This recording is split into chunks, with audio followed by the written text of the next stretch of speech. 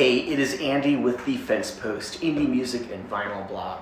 And back in 2017, during one of my many attempts to revive FensePost, the blog that I started back in 2006, I set my sights on expanding beyond current music. At the time, I was helping out a Discog seller with some email campaigns, and in return, he'd send over a few items I'd handpicked from his extensive online store. One such item was this powerful little gem, Leave the Ground, backed with the song Tea by Australian shoegaze band Jupiter from 1992 on Summershine Records. Let's take a quick look at the single. It's a simple cover with one color printing on what appears to be orange paper. On the back you can see it's hand numbered, but mine is scratched out. Inside you get a nice little fold over 8.5 by 11 paper from Summershine talking about the single and all of that kind of stuff. The single itself is on black wax and it really looks good for being 30 years old. Let's talk about Summershine. Up towards the top on the back of the sleeve, you have the Summershine logo. If I were to stumble upon this randomly at a record shop, I'd think Summershine was an indie pop label. But digging into the backstory of Summershine Records, well, it's kind of interesting. It was founded in 1989 by Jason Reynolds in Melbourne, Australia, releasing a diverse array of music from assorted subgenres of rock and pop, all the way to electronic, to be honest. Peruse the label's releases and you'll find indie pop, shoegaze, Britpop, and many more. The label relocated to Seattle in 1994 or 1995 when Reynolds began working for Sub Pop.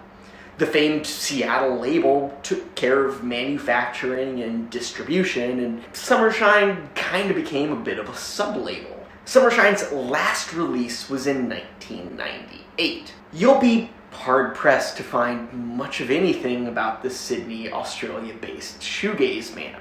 They were a short-lived group during the original shoegaze era of the late 80s and early 90s, before most of us even knew something called the internet existed. I've at least been able to dig up the following. The band included 3 members: Alison Galloway on drums, Simon McLean on bass guitar and vocals, and Chris Stevens playing multi-instrumentalist with guitars, samples, and keyboards. Jupiter only released music between 1991 and 1992, including a pair of 7-inch singles, one of which is this one. They also released a compilation CD on Summershine in 1992, which included all 6 tracks from the 2 singles, and a few other songs. 2 of the 3 tracks that didn't appear on this 2-song 7-inch or the 4-song were found on other various artists' compilations. So only one is truly exclusive to that CD.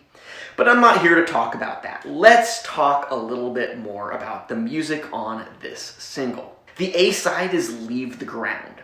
It's your standard early shoegaze track, like those from many of the more well-known artists of the subgenre, Slowdive, My Bloody Valentine, etc.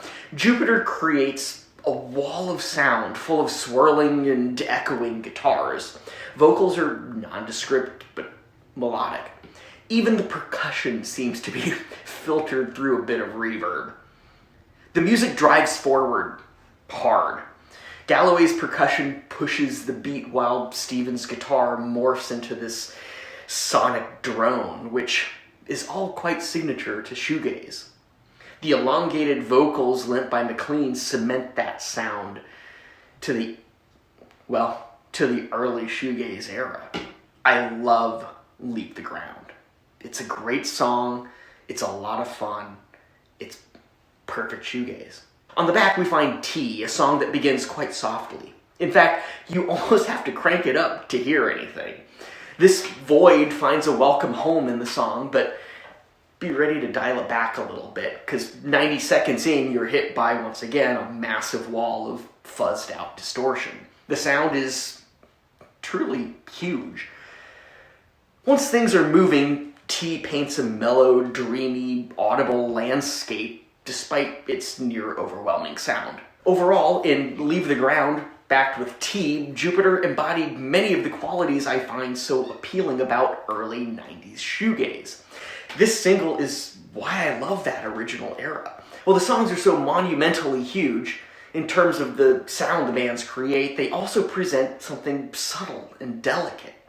That juxtaposition is what makes bands like Jupiter stand out, and honestly shoegaze in general, and why I dub this single somewhat of a lost gem. Now, in the description, you can find a link over to my music blog where you can hear both songs from the single. Check them out and let me know what you think of the songs and the band Jupiter in the comments. Is this a forgotten gem or just another single that should be forgotten? Please like this video, subscribe to my channel for more vinyl and music related content, and I will see you next time.